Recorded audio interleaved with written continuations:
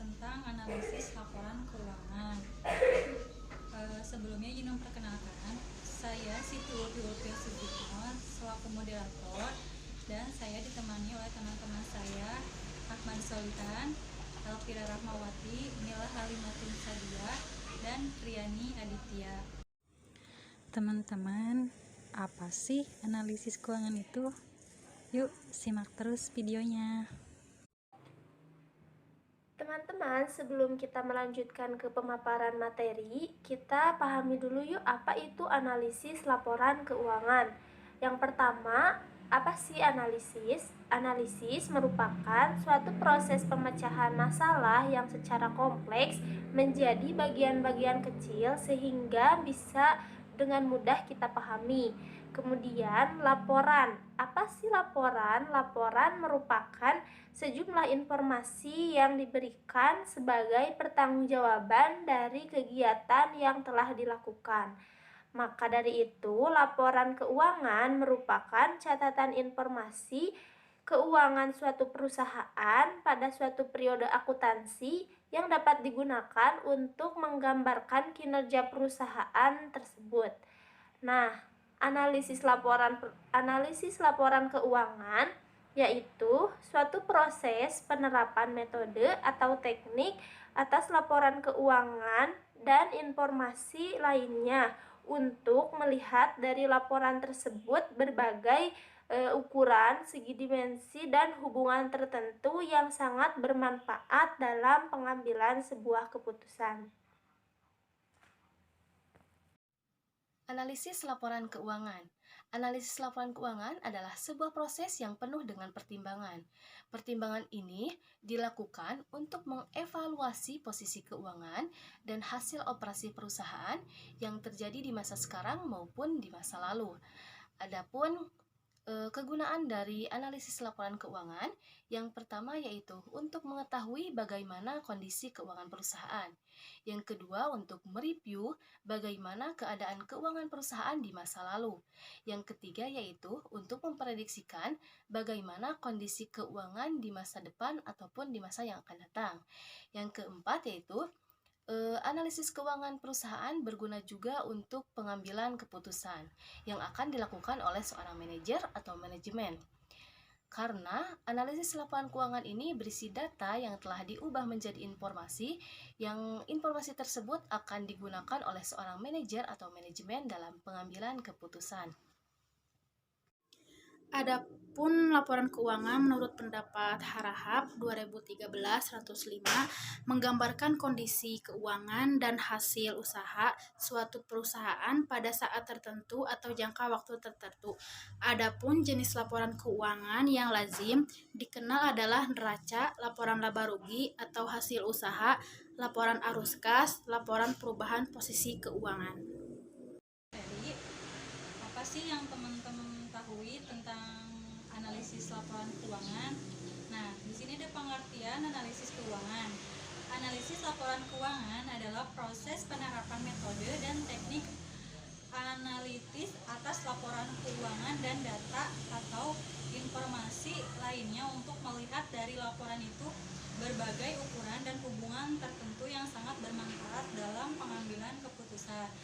Atau laporan keuangan yaitu catatan informasi keuangan suatu perusahaan pada suatu perusahaan periode akuntansi yang dapat digunakan untuk menggambarkan kinerja perusahaan tersebut.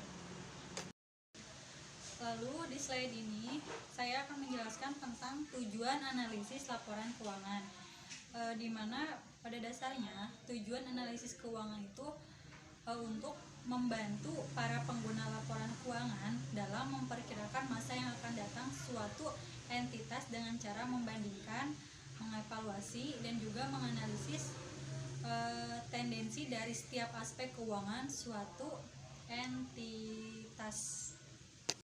Lalu di slide ini saya akan menjelaskan tentang alat analisis, di mana ada 5 alat analisis. Yang pertama itu analisis laporan keuangan komparatif, yang kedua analisis laporan keuangan common size, ketiga analisis resiko, dan yang keempat analisis arus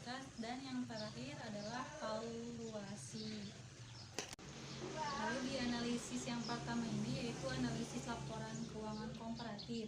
Nah, di analisis komparatif ini yaitu bertujuan untuk memperoleh gambaran tentang arah dan kecenderungan atau tendensi tentang perubahan yang mungkin akan terjadi pada setiap elemen laporan keuangan di masa yang akan datang. Yang kedua yaitu analisis common size. Nah, di mana analisis common size ini bertujuan untuk membaca data-data keuangan untuk beberapa periode atau untuk mencari tren-tren tertentu. Analisis common size itu disusun dengan cara menghitung tiap-tiap rekening dalam laporan laba rugi dan neraca menjadi proporsi dari total penjualan atau untuk laporan laba rugi atau dari total aktiva untuk mencapai neraca. Lalu yang ketiga ada analisis rasio, di mana analisis rasio adalah hubungan matematis antara dua kuantitas agar memiliki arti. Rasio dalam laporan keuangan harus mengacu pada hubungan yang penting secara ekonomi. Misal, karena ada hubungan yang penting antara laba dengan aset yang digunakan untuk menghasilkan laba, maka rasio laba terhadap aset menjadi penting untuk dianalisis. Analisis laporan keuangan kooperatif. Analisis laporan keuangan kooperatif disebut juga analisis horizontal, karena saat kita menelaah laporan kooperatif, kita menganalisis saldo akun dengan analisis dari kiri ke kanan atau dari kanan ke kiri. Tujuan analisis keuangan kooperatif adalah untuk mengetahui perkembangan keuangan perusahaan dari tahun ke tahun. Terdapat dua teknik analisis kooperatif yang populer. Yang pertama adalah analisis perubahan dari tahun ke tahun atau year to year change analysis, dan yang kedua adalah analisis tren angka indeks atau index number trend analysis. Analisis perubahan tahun ke tahun adalah perhitungan perubahan tahun ke tahun bersifat langsung. Akan tetapi, beberapa aturan perlu dicatat. Jika jumlah negatif di tahun dasar dan jumlah positif di tahun berikutnya atau sebaliknya, kita tidak dapat menghitung perubahan persentase yang bermakna. Dan analisis tren angka indeks adalah penggunaan analisis perubahan tahun ke tahun untuk membandingkan laporan keuangan lebih dari 2 atau 3 periode, yang kadangkala merepotkan. Sebuah alat yang digunakan untuk membandingkan tren jangka panjang adalah analisis angka indeks. Ini adalah contoh analisis laporan keuangan kooperatif dari perusahaan Colgate. Pada laporan ini, penjualan bersih tahun 2006 mengalami kenaikan 7,38% atau $841, dan harga pokok penjualan tahun 2006 mengalami kenaikan 6,63% atau $344,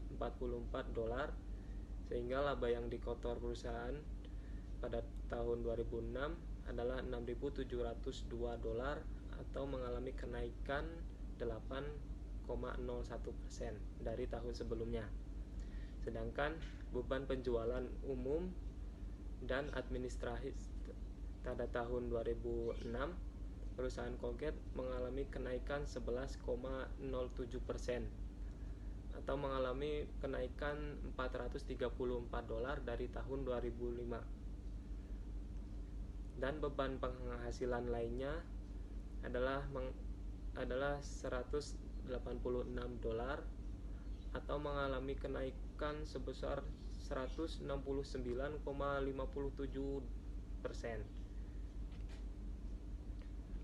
Dan beban bunga bersih itu pada tahun 2006 adalah $159,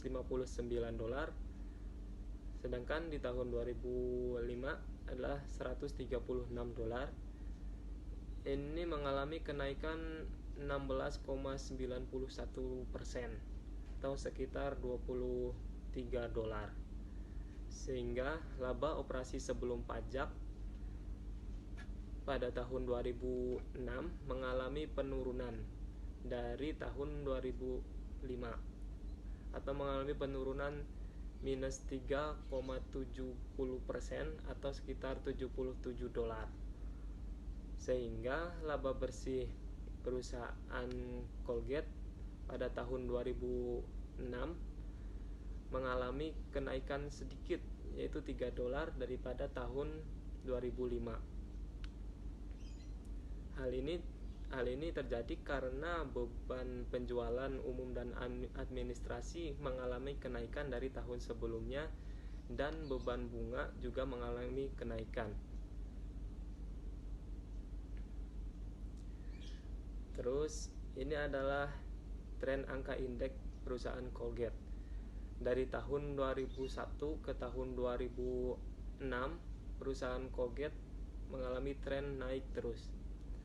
Namun, pendapatan perusahaan Colgate dari tahun ke tahun lebih sedikit atau beban operasinya lebih besar daripada pendapatan dari tahun ke tahun. Materi selanjutnya mengenai analisis laporan keuangan common size. Analisis laporan keuangan common size atau common size financial statement disebut analisis vertikal karena evaluasi pos dari atas ke bawah atau dari bawah ke atas dalam laporan common size.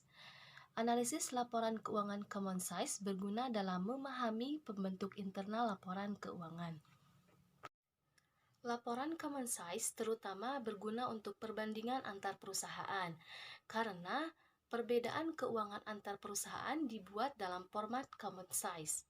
Perbandingan laporan common size antara perusahaan dengan perusahaan pesaing atau rata-rata industri dapat menekankan perbedaan komposisi dan distribusi pos.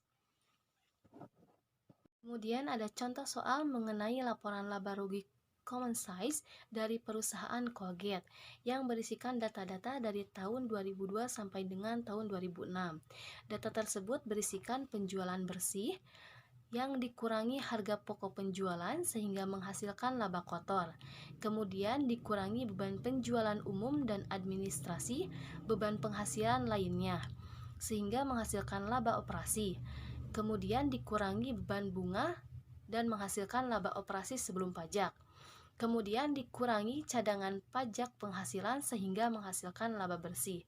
Sehingga data dari perusahaan Colgate ini laba bersihnya dari tahun ke tahun mengalami penurunan. Dapat dilihat bahwa dari tahun 2002 laba bersih perusahaan Colgate yaitu 13,9, pada tahun 2003 yaitu 14,4, pada tahun 2004 yaitu 12,5, 2005 11,9, dan pada tahun 2006 11,1. Selanjutnya mengenai analisis rasio. Analisis rasio adalah salah satu alat analisis keuangan yang paling populer dan paling banyak digunakan. Agar bermakna, sebuah rasio harus mengacu pada penjualan atau terhadap penjualan yang penting. Analisis rasio dapat mengungkapkan hubungan penting dan menjadi dasar perbandingan dalam menemukan kondisi dan tren yang sulit untuk dideteksi dengan mempelajari komponen-komponen yang membentuk rasio. Oke teman-teman, selanjutnya yaitu materi mengenai faktor yang mempengaruhi rasio. Yang pertama yaitu ilustrasi analisis rasio, yang kedua analisis profitabilitas. Ilustrasi analisis rasio yaitu berbagai rasio dapat dihitung dengan menggunakan laporan keuangan perusahaan. Beberapa rasio memiliki aplikasi umum dalam analisis keuangan, sementara yang lainnya bersifat unik untuk situasi atau industri yang spesifik. Bagian ini menyajikan analisis rasio untuk diterapkan pada 3 area penting, yaitu analisis laporan keuangan yang pertama, analisis kredit atau resiko. Yang bercabang yang pertama yaitu likuiditas, di mana untuk mengevaluasi kemampuan memenuhi kewajiban jangka pendek. Kemudian yang kedua yaitu struktur modal dan solvabilitas. Struktur modal dan solvabilitas yaitu untuk menilai kemampuan memenuhi kewajiban jangka panjang. Nah, yang kedua yaitu analisis profitabilitas. Analisis profitabilitas yang pertama tingkat pengembalian atas investasi, di mana untuk menilai kompensasi keuangan kepada penyedia pendanaan ekuitas dan utang. Yang kedua yaitu kinerja operasi. Kinerja operasi yaitu untuk mengevaluasi margin laba dari aktivitas operasi. Nah, yang ketiga yaitu pemanfaatan aset atau asset utilization, yaitu untuk menilai efektivitas dan intensitas aset dalam menghasilkan penjualan atau biasa disebut juga dengan perputaran atau turnover. Nah, yang terakhir yaitu valuasi, yaitu untuk mengestimasi nilai intrinsik perusahaan atau saham. Berikutnya yaitu di sini tertera pada PPT analisis profitabilitas. Mohon maaf sebelumnya karena di situ seharusnya yaitu interpretasi rasio, di mana rasio harus diinterpretasikan dengan hati-hati karena faktor-faktor yang memengaruhi pembilang dapat berkorelasi dengan faktor-faktor yang memengaruhi penyebut. Sebagai contoh, perusahaan dapat memperbaiki rasio beban operasi terhadap penjualan dengan mengurangi biaya yang mengstimulasi penjualan, misalnya penelitian dan pengembangan. Penjabaran lebih lengkapnya kita bahas di sini ya. Yang pertama yaitu analisis kredit, di mana berfokus pada likuiditas. Likuiditas merujuk pada kemampuan perusahaan untuk memenuhi kewajiban uangnya dalam jangka pendek.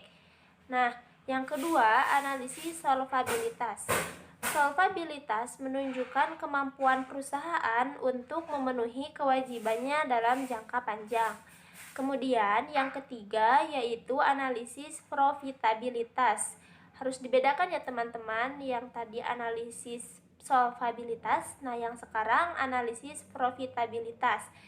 Rasio pemanfaatan aset yang mengaitkan penjualan dengan berbagai kategori aset merupakan penentu penting ROI yang mengindikasikan kinerja yang di atas rata-rata. Nah, yang keempat yaitu valuasi atau valuation. Rasio harga terhadap laba dan harga terhadap buku adalah cukup tinggi dan merefleksikan pandangan pasar yang baik sebagai pelaku pasar yang solid. Di sini kami memiliki ilustrasi yaitu rasio laporan keuangan dari perusahaan Colgate.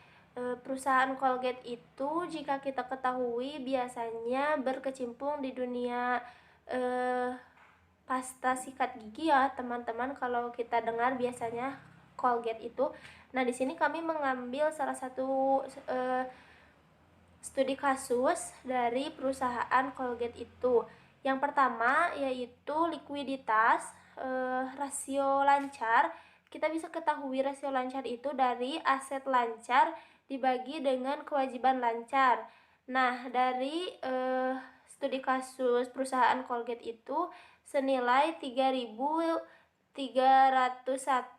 dolar per 3.469,1 dolar, sehingga menghasilkan 0,95. Nah, 0,95 tersebut yaitu rasio lancarnya. Kemudian yang kedua, kita bisa mencari rasio cepat dengan cara yaitu kas ditambah setara kas ditambah surat berharga ditambah piutang per kewajiban lancar. Nah, selanjutnya yaitu waktu penagihan atau collection period bisa kita ketahui dengan cara piutang rata-rata per penjualan dari 360 hari. Kemudian jumlah hari untuk menjual persediaan juga bisa ditentukan dengan persediaan rata-rata per harga pokok penjualan per 360 hari. Berikutnya yaitu kita lihat dari struktur modal dan solvabilitas. Total utang terhadap ekuitas kita bisa tentukan yaitu dengan cara total kewajiban per ekuitas pemegang saham. Kemudian utang jangka panjang terhadap ekuitas yaitu pertama caranya dengan kewajiban jangka panjang dibagi oleh ekuitas pemegang saham. Nah, kelipatan bunga yang dihasilkan dari perusahaan bisa didapatkan dari laba sebelum pajak dan beban bunga dibagi oleh beban bunga. Nah, kemudian materi berikutnya yaitu kita bisa mengetahui tingkat pengembalian investasi dengan cara pertama tingkat pengembalian aset atau return on asset. Caranya yaitu laba bersih ditambah beban bunga dikali 1 min tarif pajak. Jadi 1 dikali tarif pajak yang ditentukan dibagi dengan rata-rata total aset. Selanjutnya yaitu tingkat pengembalian aset atau return on common equity. Caranya yang pertama yaitu laba bersih dibagi dengan rata-rata ekuitas pemegang saham. Kemudian kinerja operasi. Kinerja operasi yang pertama bisa dengan margin laba kotor atau gross profit margin. Caranya yaitu penjualan dikurangi harga pokok penjualan dibagi dengan penjualan itu sendiri. Nah, selanjutnya margin laba operasi. Margin laba operasi caranya dengan laba operasi dibagi oleh penjualan. Nah, selanjutnya margin laba bersih. Yang tadi margin laba kotor, sekarang laba bersih ya. Caranya yaitu laba bersih per penjualan. Kemudian pemanfaatan aset atau asset utilization. Perputaran kas bisa kita ketahui caranya dengan penjualan per rata-rata kas dan setara kas. Kemudian perputaran piutang usaha bisa ditentukan dengan penjualan per rata-rata piutang. Perputaran persediaan atau inventory turnover caranya dengan harga pokok penjualan dibagi dengan rata-rata persediaan. Nah, perputaran modal kerja bisa dihitung dengan penjualan dibagi dengan rata-rata modal kerja. Nah, perputaran aset tetap atau FFA turnover caranya dengan penjualan dibagi rata-rata aset tetap. Perputaran total aset caranya dengan penjualan dibagi rata-rata total aset. Nah, untuk ukuran pasar atau market measure caranya yaitu dengan menentukan rasio harga terhadap laba dengan harga pasar per lembar saham dibagi laba per saham. Nah, hasil labanya bisa diketahui dari laba per saham dibagi oleh harga pasar per lembar saham. Nah, untuk hasil dividen, dividen tunai per saham dibagi dengan harga pasar per lembar saham. Untuk tingkat pembayaran dividen, caranya dividen tunai per saham per laba per saham. Untuk harga terhadap nilai buku atau fresh to book, ya caranya harga pasar per lembar saham dibagi oleh nilai buku per lembar saham. Untuk lebih jelasnya bisa teman-teman lihat di PPT yang kami sediakan.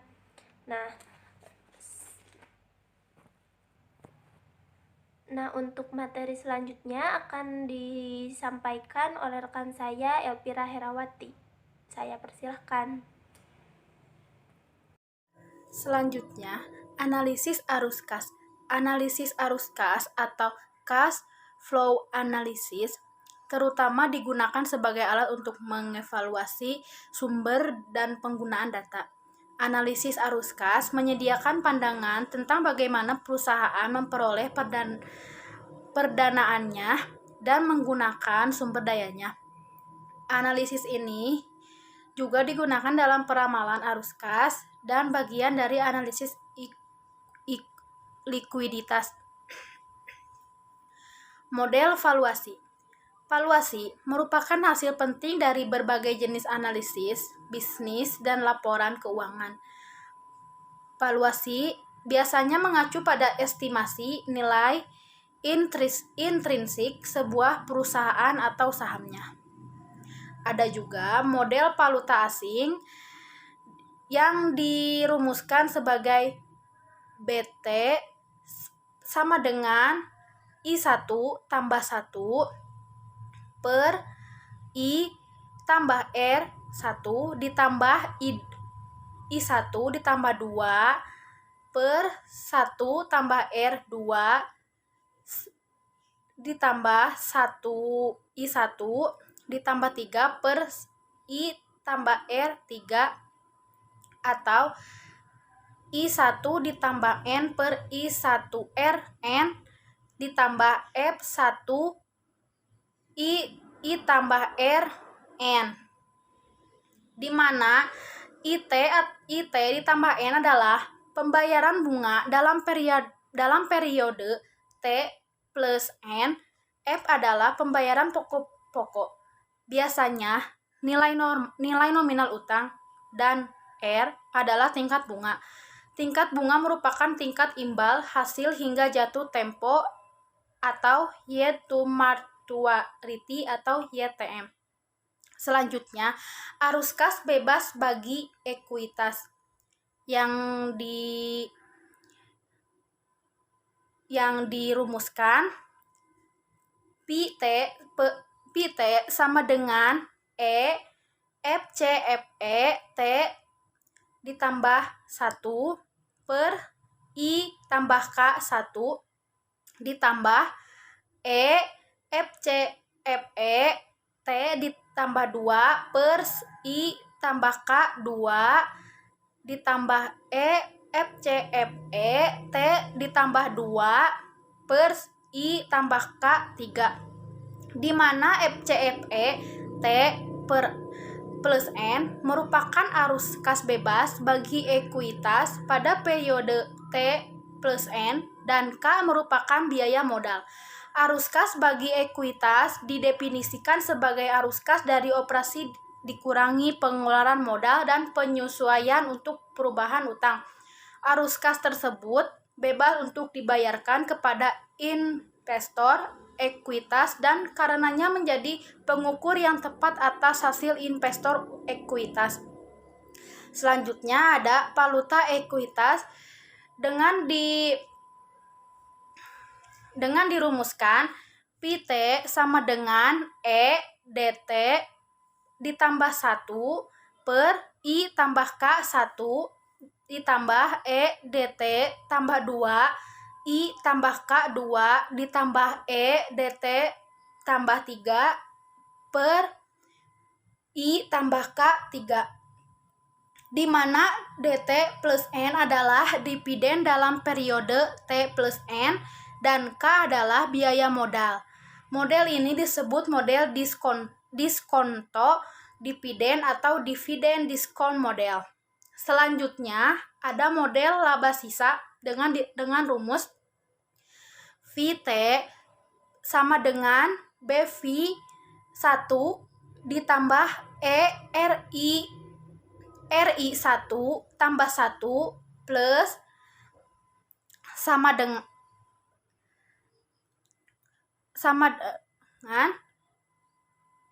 I tambah K1 plus ditambah RI1 ditambah 2 per I tambah K2 sama ditambah RI1 tambah 3 per I tambah K3, di mana BVT adalah nilai buku pada akhir periode T. RIT plus N merupakan laba sisa dalam periode T plus N, dan K adalah beban modal laba sisa atau residual income. Pada waktu T didefinisikan sebagai laba bersih konversif dikurangi pembebanan pada nilai awal, yaitu RI plus sama dengan N1 T min K kali BV T dikurangi 1. Kesimpulannya, laporan keuangan dengan fokus pada kemampuan untuk menciptakan dan mempertahankan laba bersih. Setiap laporan penting dalam penelaahan ini. Laporan laba rugi khususnya penting karena laporan ini mengungkapkan keberhasilan perusahaan saat ini dan di masa lalu untuk menciptakan dan mempertahankan laba. Laporan arus kas penting untuk menilai kemampuan perusahaan untuk membayar tunai dan ketersediaan kas perusahaan. Neraca menunjukkan dasar aset yang menghasilkan laba di masa depan dan melaporkan kewajiban berikut tanggal jatuh temponya. Mungkin cukup sekian presentasi yang dapat kelompok 4 presentasikan. Mudah-mudahan dalam video ini bisa menambah wawasan teman-teman agar lebih mengetahui tentang analisis laporan keuangan. Kurang lebihnya mohon maaf. Sekian dari kelompok kami. Wassalamualaikum warahmatullahi wabarakatuh.